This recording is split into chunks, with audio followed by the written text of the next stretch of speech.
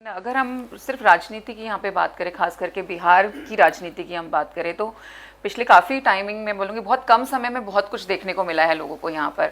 नीतीश जी देखते ही देखते एनडीए को छोड़ करके उन्होंने आरजेडी के साथ में ज्वाइन कर लिया, और तेजस्वी जी भी जो है वहाँ पर के बिहार के डिप्टी सीएम हैं। तो आने वाले टाइमिंग में अगर हम बात करें, क्योंकि अब इलेक्शन जो है बिल्कुल सर पे ही है, सब लोग इलेक्शन की तैयारियों में जुटे हुए हैं, तो आप खुद को कहाँ स्टैंड करते हुए देखते हैं बिहार की राजनीति में? क्योंकि देखिए, आपने 2014 में जमुई से जो है सांसद के लिए जब आप लड़े और बहुत ही अच्छी जीत हासिल की, 83,000 जीतों से जो है वोटों से आप जीते थे। उसके बाद 2019 में तो मैं बोलूँगी कि बहुत ही काबिले तारीफ जो है जीत आपने दर्ज करी, जहाँ पे 3.5 लाख के आसपास की वोटों से आप जीते गए।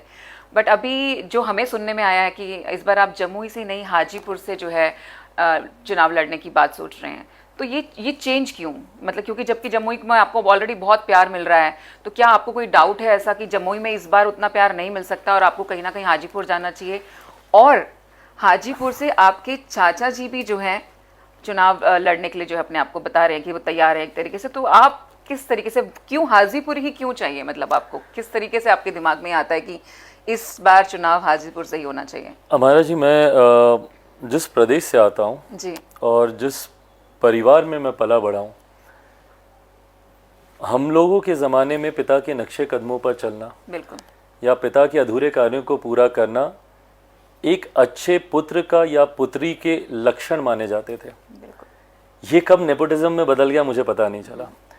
हमारे ज़माने में, मैं खैर उतने पुराने ज़माने का भी नहीं हूँ, बट जब मैं बड़ा हो रहा था उस वक्त हमें सिखाया जाता था कि देखो पिता की तरह बनो, पापा देखो कैसा करते हैं, और बेटा बेटी दोनों को यही सिखाया जाता था। ये तो मुझे अब जाके पता चला कि भाई पिता के नक्शे कदमों पे चलना इतना बड़ा गुनाह है कि आपको नेपोकिड कह के पहले ही आपको रिजेक्ट कर दिया जाता है। But having said it all, मैं मानता हूँ पब्लिक आपका भविष्य निर्धारित करती है। जनता अगर आपको स्वीकार करेगी आप आगे बढ़ेंगे, आप में वो काबिलियत होगी तो आप आगे बढ़ेंगे, नहीं होगी तो आप किसी भी बड़े व्यक्ति के सुपुत्र सुपुत्री क्यों ना हो, कितना भी सो कॉल्ड हैवीवेट सरनेम क्यों ना हो, आप कुछ नहीं कर पाएंगे। ऐसे में उसी परंपरा को आगे बढ़ाते हुए पिता के अधूरे कार्यों को पूरा करने की जिम्मेदारी जब पिता के जाने के बाद मेरे कंधों पर आई जी। ऐसे में उनकी ये लोकसभा सीट भी है जो कहीं ना कहीं मेरे पिता के साथ उनका पर्याय बन गई, उनका पर्यायवाची बन गई। हाजीपुर को लोग रामविलास पासवान जी की वजह से जानते हैं, रामविलास पासवान जी को लोग हाजीपुर की वजह से जानते हैं।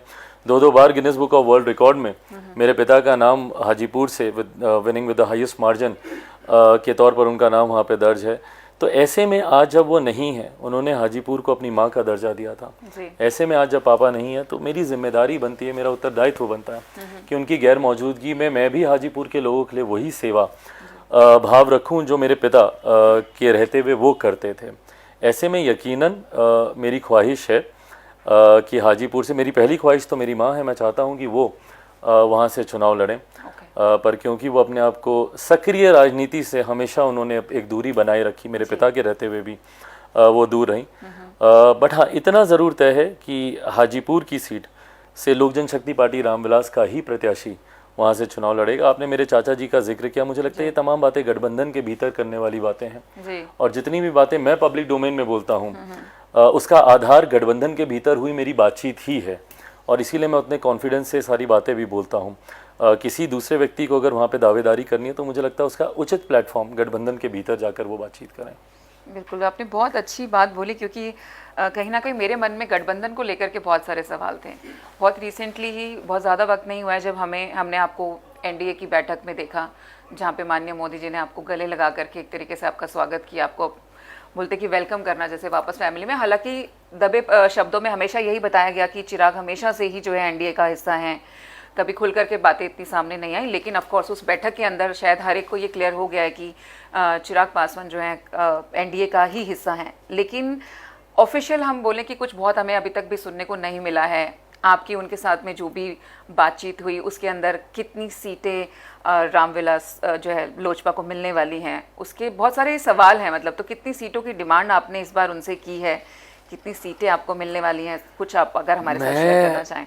हमारा जी, गठबंधन धर्म की मर्यादा को तोड़ूंगा अगर मैं कोई भी ऐसी बातचीत सार्वजनिक करूं जो गठबंधन के भीतर अभी तक फाइनल नहीं है।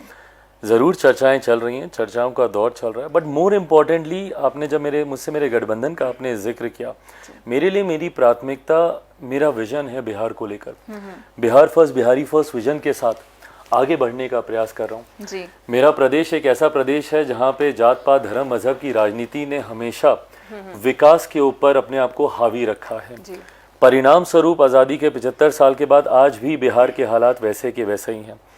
ताज्जुब होता है मुझे, मौजूदा जो सरकार है पिछले 34 सालों से यही सरकार या इन्हीं गठबंधन के घटक दलों की सरकारें ही बिहार में रहीं, उसके बावजूद आज ये लोग विकास की बातें करते हैं, विकास का दम भरते हैं। जो 34 सालों में प्रदेश में ना विकास दे पाए, ना प्रदेश में बेहतर शिक्षा दे पाए, ना प्रदेश में रोजगार के अवसर मुहैया करा पाए, ना ही प्रदेश में स्वास्थ्य सेवाएं बेहतर कर पाए। आज भी मेरे बच्चों को कोटा जाना पड़ता है। जी कोटा में पढ़ने वाला बिहारी, पढ़ाने वाला बिहारी, अधिकांश शैक्षिक संस्थानों के मालिक वहाँ पे बिहारी, पर व्यवस्था राजस्थानी।